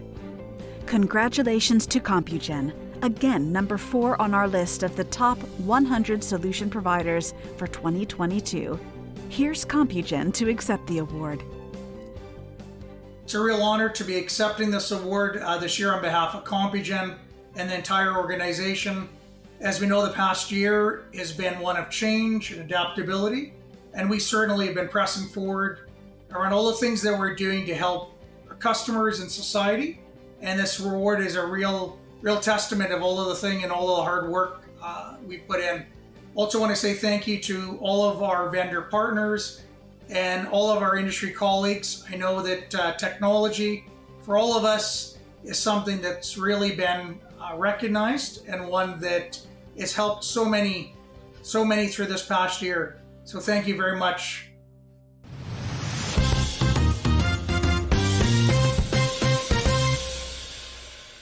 Congratulations to Compugen. Organizations like yours are leading the way. All right, Let's switch gears to our fireside chat. Today we have with us Mike Hilton, President HPE, and Lloyd Bryant, past President CEO of HP Canada, who will be playing around in the emerging technology space for a few minutes. Thank you, Corrine.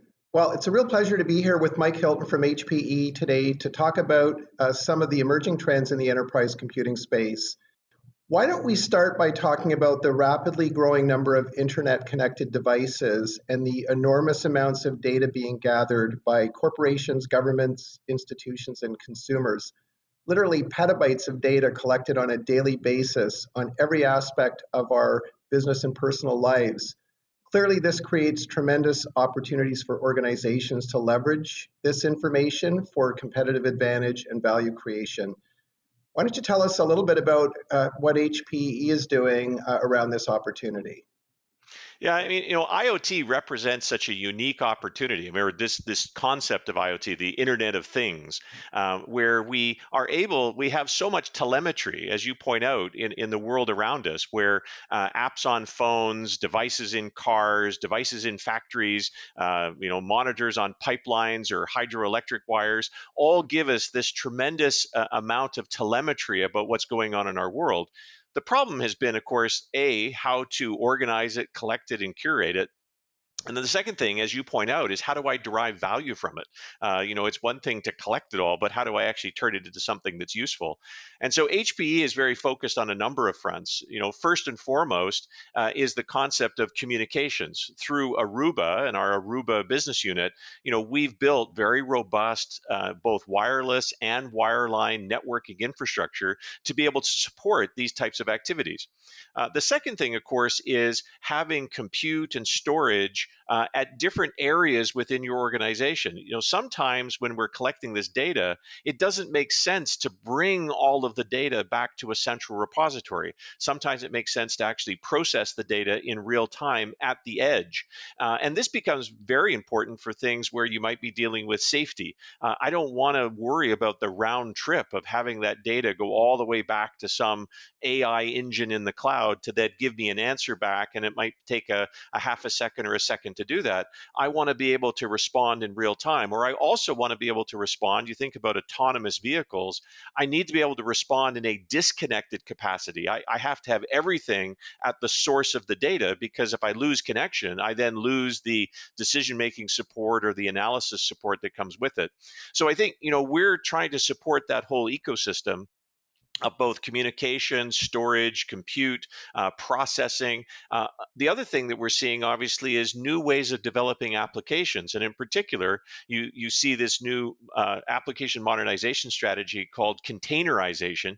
Containerization is going to dramatically change the way in which we build, manage, maintain, and support the application portfolios that use this data, or in some cases even generate the data.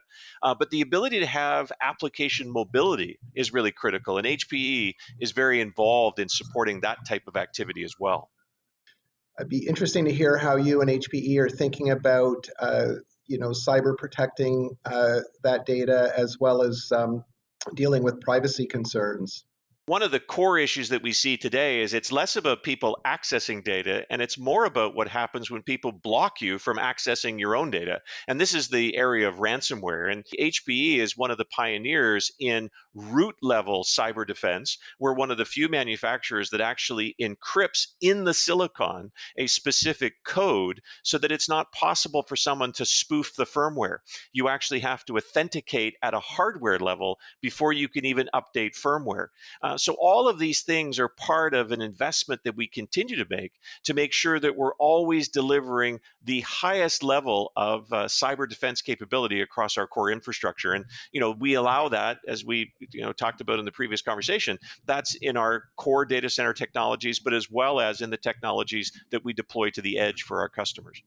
Be interesting to hear what your thoughts are around how AI can be leveraged in these, data center / edge solutions, and what HPE is doing in that space. This has been a huge area of investment for HPE. I mean, as you may know, we recently acquired in the last year Cray, which is one of the leading high performance and supercomputer technologies. Prior to that was Silicon Graphics. We've done acquisitions of Determined AI. We've done acquisitions of MapR and Blue Data. These are all technologies that are now being brought into HPE to help do what we describe as deliver in an age of insights. This is really the core message that HPE is bringing to market, is this idea that there's now so much data available to us. We really owe it to ourselves and our partners and our customers to bring technologies that allow them to get insights out of that data. In many cases, AI isn't about giving you the answer per se. It's about augmenting human capability by giving people greater insight into what's going on to allow them to make more informed decisions, as opposed to what a lot of people get concerned about is, well, AI is going to make all the decisions for us. Where AI is incredibly powerful is when it's used to extend human capability as opposed to replace it. Yeah, that's super powerful when you really think about the potential there. Let's switch gears once again and bring this full circle. So the proliferation of devices out there, and all of this data and growing data centers does come at some cost to the environment. Maybe you can share with us HPE's focus in this area and kind of address this conundrum, which is how can we have the anytime, anywhere, data-driven world we want, but have it still be sustainable? This concept of sustainability is one that I'm really proud to work for a company like HPE that has really committed itself to building a sustainable strategy in what you described as one of the more energy hungry areas of the economy, which is compute and storage and things of that nature. As you alluded to, I mean, the first step is to make sure that at least what you're producing is sustainable. And this is where HPE has had a very strong foundation in what we describe as the circular economy. And that's making sure that first and foremost, everything we manufacture has an ability to be recycled. That's a core tenet of HPE's engineering strategy. When you couple that then with a commitment to make sure that when for a particular customer that technology has reached its useful end for them, we look for opportunities to make it usable for somebody else. And this idea of making sure that we're refurbishing and reusing legacy technology before it's actually disposed of. And then finally, having a very robust technology recycling initiative is all about making sure that the products themselves are sustainable. If we go to the next step, it's about engineering energy sustainability into products. So if you think about our Aruba product line and our wireless access points, we now have technology in the access points that will sense whether or not there's activity in that office environment. And if the activity declines, we can actually turn down or turn off the access points in order to conserve energy. And then ultimately, where we're really going today is recognizing that many customers have a lot of what are often referred to as zombie workloads running in their data centers. This is where I might have lots of compute capacity or storage capacity, but at any given time, only 50% of it is actually delivering value. Or even worse, many customers go through these long procurement exercises where they'll buy 4 or 5 years worth of infrastructure as part of a capital investment, install it in their data center, cool it, manage it, support it, but only use 50% of it for the first 18 or 24 months of its life. And so now we're, powering and cooling infrastructure unnecessarily. And so part of our whole private cloud capability is giving people technology that they only use what they need, and therefore we only deploy what they use. And that is a really powerful capability. Well, Mike, it's been great connecting with you and hearing about all this amazing innovation going on at HPE. Might be a good way to wrap up here just by talking about what all of this means for the channel community and how you see the opportunities for channel partners.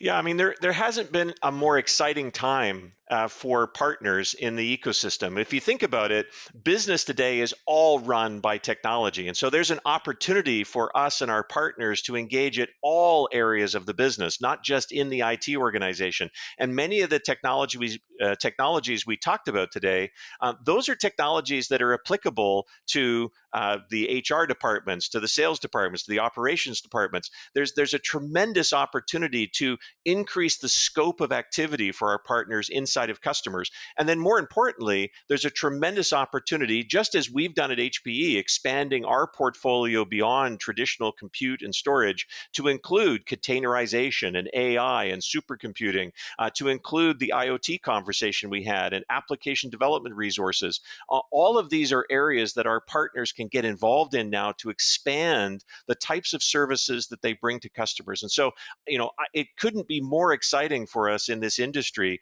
to see all of this opportunity. And again, not just the opportunity from a technology perspective, but the opportunity across different areas of our customers' businesses.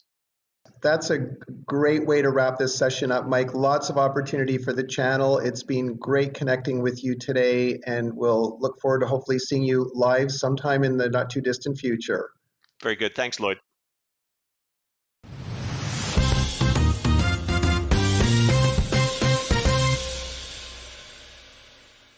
Thank you, gentlemen, for this very interesting and warm discussion. At a time of nonstop change and with so many options and possibilities open, people are wondering what's the best way to go. Discussions like the one we've just seen help fire up the next steps in our mind, so thanks Mike and Lloyd for that. And now back to our regular scheduled programming, which by amazing coincidence is the Emerging Tech Guru Award winner. To see which organization is pioneering the future, I turn the cyber podium to Claude Reeves, Vice President and Canadian Country Manager with VMware. Claude, the floor is yours. When traveling or doing business with a bank, you'd think most people can produce a passport or driver's license to guarantee their identity. But surprisingly, across the globe, close to 1 billion people do not have any proof of identity. This impacts all aspects of their lives, from core needs such as banking to fundamental rights such as voting. As our lives are increasingly linked to apps, devices, and services, traditional identity systems do little to solve the industry and technical problems of identity. Enter this year's emerging technology guru, ATB Ventures, the research and innovation arm of Alberta-based financial institution, ATB Financial. Working from the position that identity must blend effortlessly into everyday life while providing complete control over data access and use, it has developed Oliu, a scalable, decentralized identity platform that brings self-sovereign identity to the masses. Oliu leverages blockchain and AI technology to empower government and business users to issue and verify decentralized digital identities.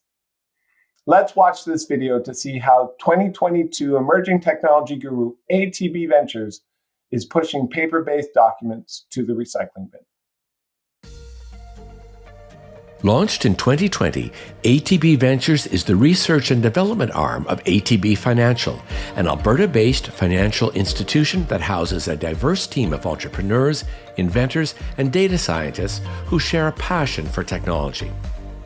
Driving growth at the edges and exploring opportunities beyond financial services, ATB Ventures focuses on helping companies bridge the gap between consumers' increasing concerns about privacy and security and their desire for more unique, personalized digital experiences. The company harnesses emerging trends to keep ATB, its customers, and Canada at the forefront of innovation.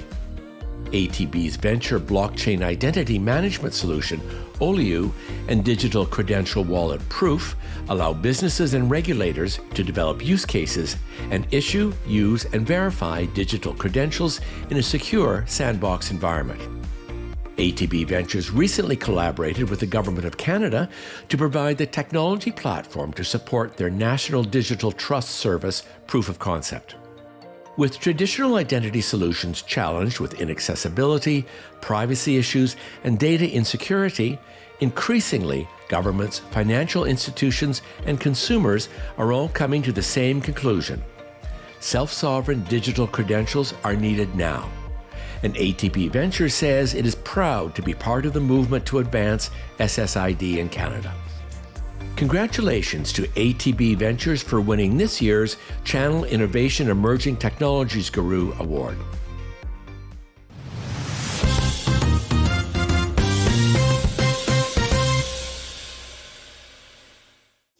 Claude, and congrats to ATB Ventures.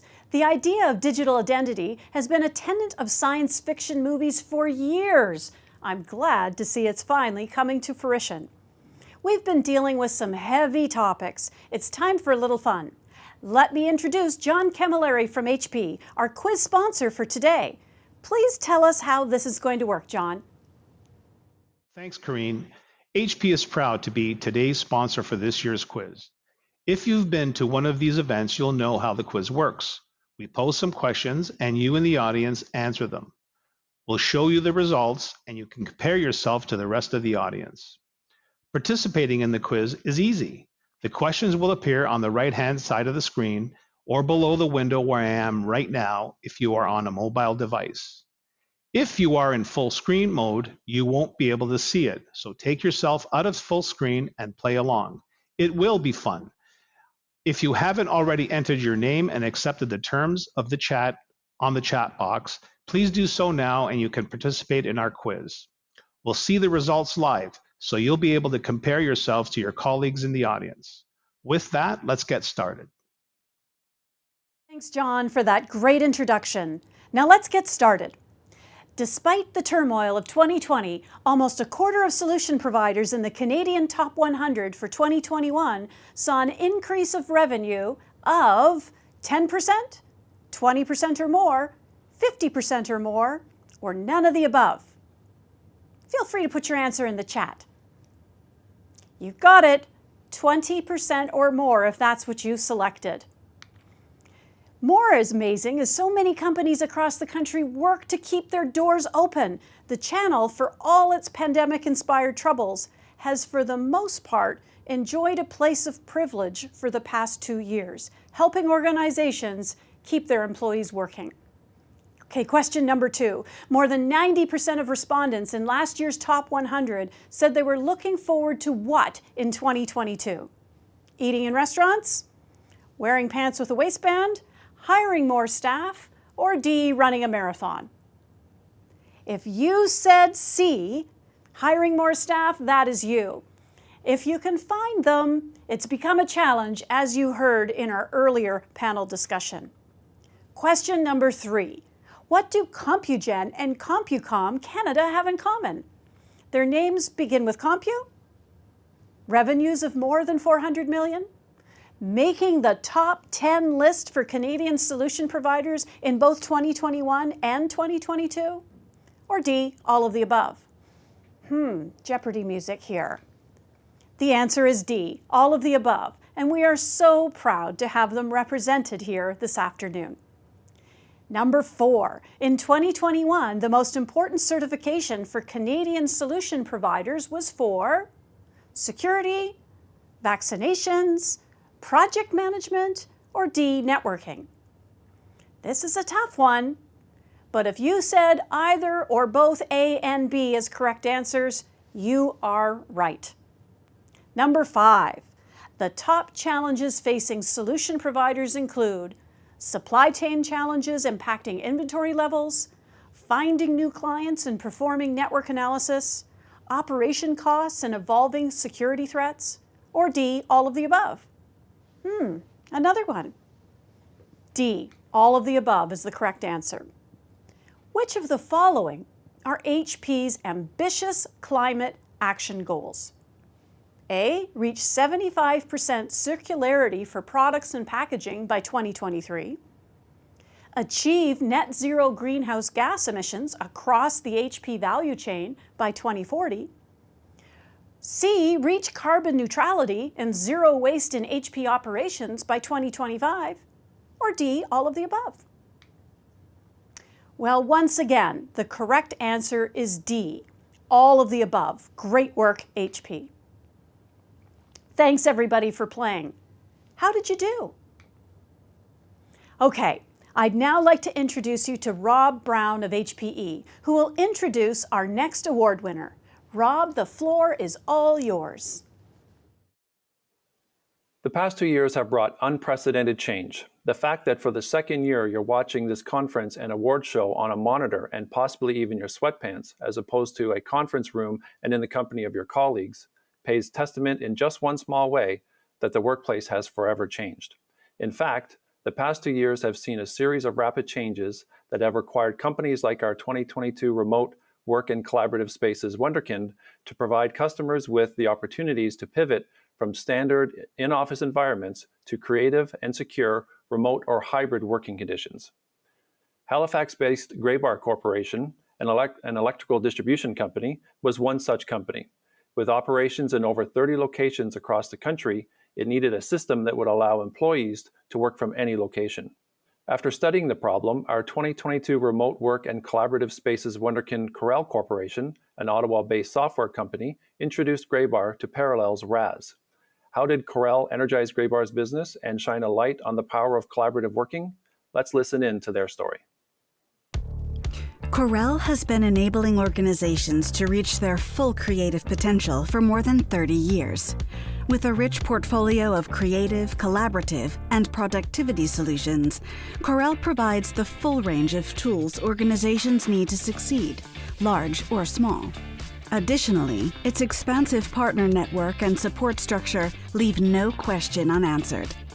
When energy provider Graybar was tired of grappling with its own solutions in flexibility and compatibility issues, it turned to Corel's Parallel's remote access servers. The service provided 24/7 virtual access to new tools, allowing the Graybar team to work more efficiently from all locations, unifying its distributed workforce. Additionally, Parallel's RAS is available on both desktops and mobile operating systems, a feature that's unavailable in Graybar's old system. Parallel's RAS also comes with a set of powerful management tools, providing a centralized command center for the IT team to quickly address user concerns. Congratulations to Corel Corporation for being the Remote Work and Collaborative Spaces Wunderkind.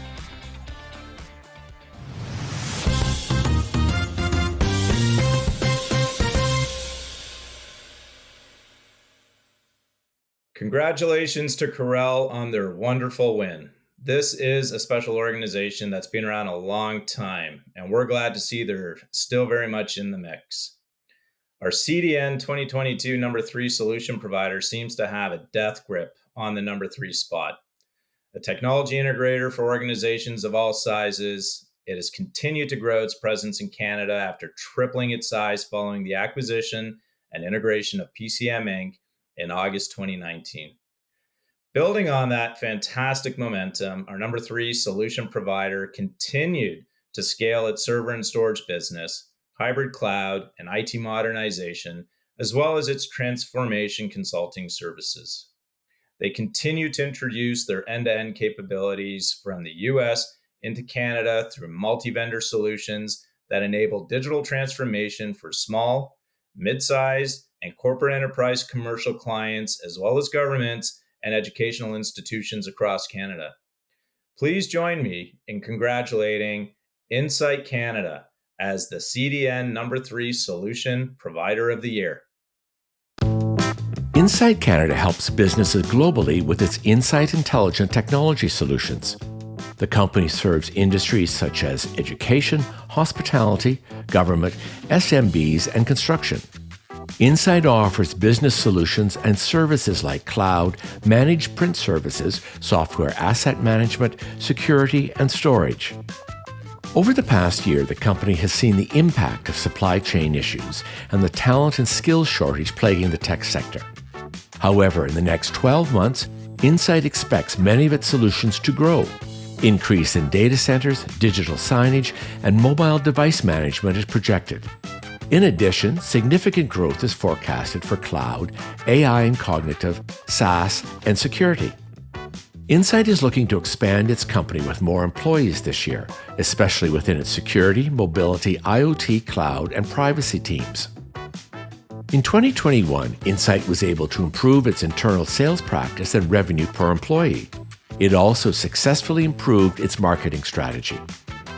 Congratulations to Insight Canada for winning the number 3 Solution Provider of the Year award for 2022. Here's Insight Canada to accept the award.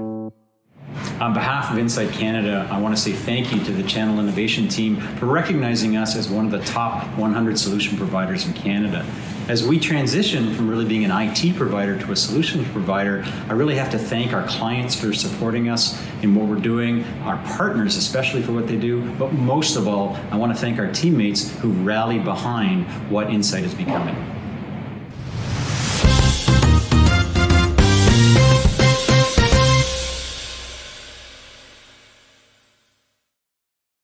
Congratulations, Insight Canada, for cracking the top 3. I have a bright idea. Let's move along to Innovator of the Year. Here to present that award is Bill Brandell from Ingram Micro. The Innovator of the Year award is the most hotly contested category in the Channel Innovations Award program. It's an opportunity for an organization to show how they are leading with transformational thinking and pioneering new, previously untapped opportunities.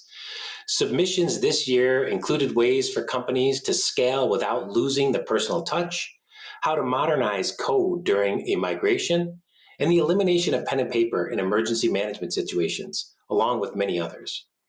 For the judges, the winner was a healthcare integrator of smart technology and service solutions headquartered in Richmond Hill, Ontario. Our winner has a 16-year legacy of excellence in providing innovation solutions across multiple verticals, helping hospitals and healthcare providers establish digital bridges to where they want to go. In this year's nomination, the judges were delighted to learn about its Get Well inpatient patient engagement technology in operation at Canada's first smart hospital. Based on a patient-centric approach to healthcare, the system delivers personalized health support at the bedside, giving patients more control, increased convenience, deeper knowledge, and better overall experience. In the video coming up, you'll learn more about how their aggressive growth strategy that includes 2 acquisitions in the last 6 months. Please offer a round of cyber applause to our Channel Innovation Awards 2022 Innovator of the Year, Flexity. Flexity has helped hundreds of businesses navigate their digital transformation journeys. The company's people-driven services lift the technological roadblocks in sectors such as healthcare, manufacturing, education, and agriculture. Specializing in cloud, networking, analytics, and more, Flexity has a proven record in finding the right solutions for its customers to stay competitive without added risk. The company's success is rooted in its customer-centric approach, powered by an expert team. Regardless of how businesses transform, Flexity can help them innovate with accountability and commitment to performance. Its customers get access to the best solutions from its breadth of partners, including Dell, Apple, VMware, and more. The company is also setting up organizations for the future. Such was the case with its Get Well inpatient engagement technology, used in Canada's first smart hospital. The solution greatly improved the quality of care for patients, offering a more superior experience than traditional hospitals. Congratulations to Flexity for being selected as the Channel Innovation Awards 2022 Innovator of the Year. Here's Flexity to accept the award. Flexity, along with our partner Get Well Networks, are delivering personalized healthcare support right at the patient bedside, the first of its kind in Canada.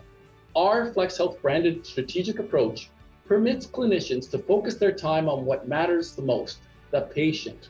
The hospital's 325 beds were equipped with the Get Well inpatient application through smart TVs and bedside tablets. I would also like to express my gratitude to our team here at Flexity, our partner Get Well Networks, and the team at Cordalucci Hospital. Thank you. On behalf of the team at Flexity and myself, I am truly honored and humbled to receive this award.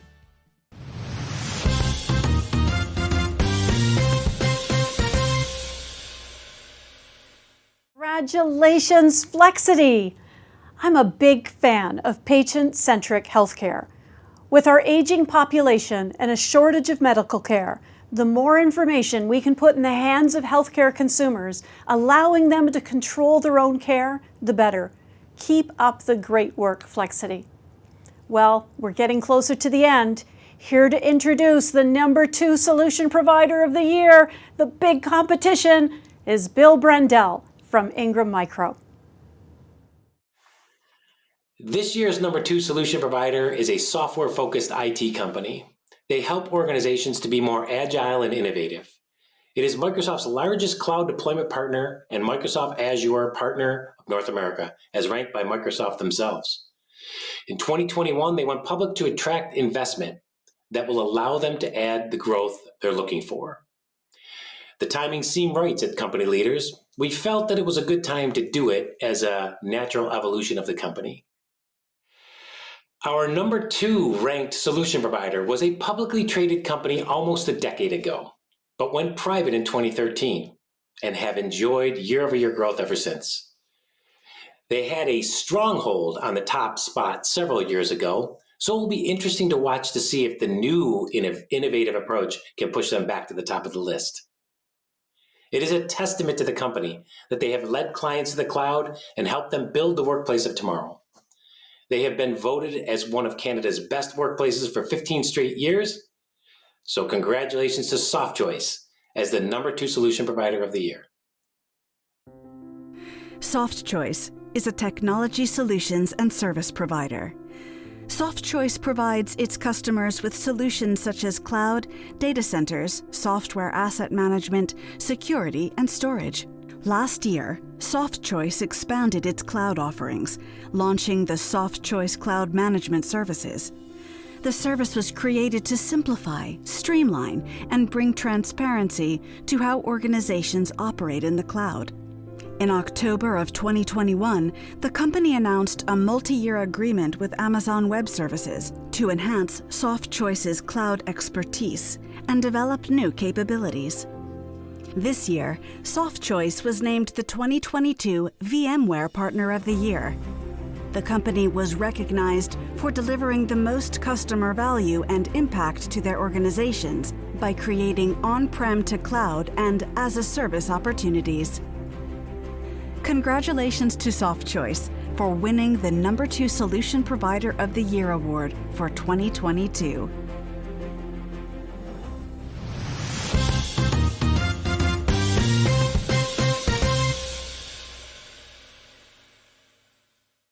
A big congratulations to SoftChoice, an amazing achievement for your organization. So many other companies would absolutely want to be in your shoes. So who is the King Kong of the channel? I think we all know who has taken the top spot yet again this year, but here to confirm that for us is Rob Brown from HPE. Hello, everyone. This is Rob Brown, Director of Channel Sales with Hewlett-Packard Enterprise Canada. Our #1 solution provider hit the top spot in 2014 when it surpassed SoftChoice in revenue for the first time. The pair have jockeyed for the #1 spot ever since, but CDW has held the upper hand since 2019 and continues to earn top spot again this year. The longtime value-added reseller brings almost 4 decades of experience to the table, driving consistent growth when most other VARs started transitioning to the managed services provider model in the mid-1990s. While other top IT channel partners may have the advantage in managed services, CDW's broad line card and suite of services are hard to understate. CDW offers over 250,000 products from 1,000 different IT brands. Though CDW's portfolio can help most businesses in any industry, the company has a strong history serving the digital transformation needs of organizations in education, energy, healthcare, manufacturing, retail, government, and many, many more.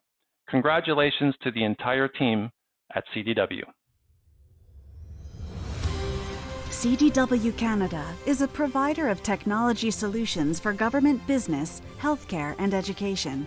The company provides customers with solutions and services such as cloud, security, data center, networking, IT consulting services, and digital signage. CDW expects to see growth in several areas in the next 12 months. Notable sectors include significant growth in cloud, mobile device management, SaaS, and security. The past year has been a successful one for CDW. It has built a sustainable base of new customers and established a prosperous digital marketing strategy. However, CDW says uncertainty still remains a challenge due to the ambiguity around moving back to normal following the impacts of the COVID-19 pandemic. Supply chain shortages and delays also continue to be an issue, making it hard for customers to source the technology they need. Nonetheless, CDW says it's prepared to support customers and adapt to this changing work environment. While there are still challenges present, the company says these setbacks are an opportunity to solve customer business challenges. It says, thanks to our depth of solutions, services, and expertise in the industry, we are an experienced partner for customers to work with. It's these strengths that have gained CDW its spot in the top 100. Congratulations to CDW Canada for winning the #1 Solution Provider of the Year award for 2022. Here's CDW Canada to accept the award. My name is Jeanette Adranya, Vice President and General Manager of CDW Canada, and I'm honored to accept the Channel Innovation Award on behalf of CDW. We're thrilled to be recognized as the top Canadian solutions provider again this year. This accomplishment is a testament to the unwavering commitment and the dedication of the team at CDW Canada.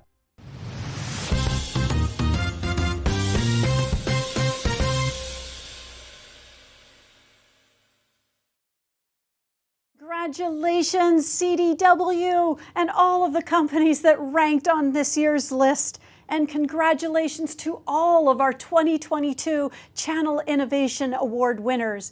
It is through your leadership that we all become better. If you are a top 100 solution provider, you'll be receiving a digital badge that you can share on social media or on your website and in advertising. If you're a CIA award winner or one of our top 5 solution partners of the year, your physical award will be arriving shortly in the mail. To everyone who attended today, thank you. You'll be receiving a conference evaluation, which we would love for you to complete. You'll also get a downloadable link to the benchmark report. Thank you once again to all of our sponsors, Ingram Micro, HPE, Acronis, HP, VMware, ViewSonic, and our snack bar sponsor, Samsung. We couldn't have done it without you. And a special thanks to the ITWC team that works so hard to deliver an amazing and seamless experience. Thank you to the team. You'll find today's stories on Channel Daily News. We encourage you to share your success stories and also the challenges, as well as the many important conversations you're having with other partners and customers. It's crucial we all continue to stay connected and learning. Speaking of learning, why not register for one of the many upcoming flagship events? The annual Digital Transformation Award Conference, featuring DX and CIO of the Year awards, is set for May 25th to 26th. And the second annual LGBTQ2S+ event is on June 21st. You can find information and registration information on our platform. Before I go, a final reminder for you to visit the Canadian Channel Chiefs Council, affectionately called C4, at channelchiefs.ca. Until next time, stay safe and healthy, and may all your backgrounds be as awesome as you are. Thanks, everyone.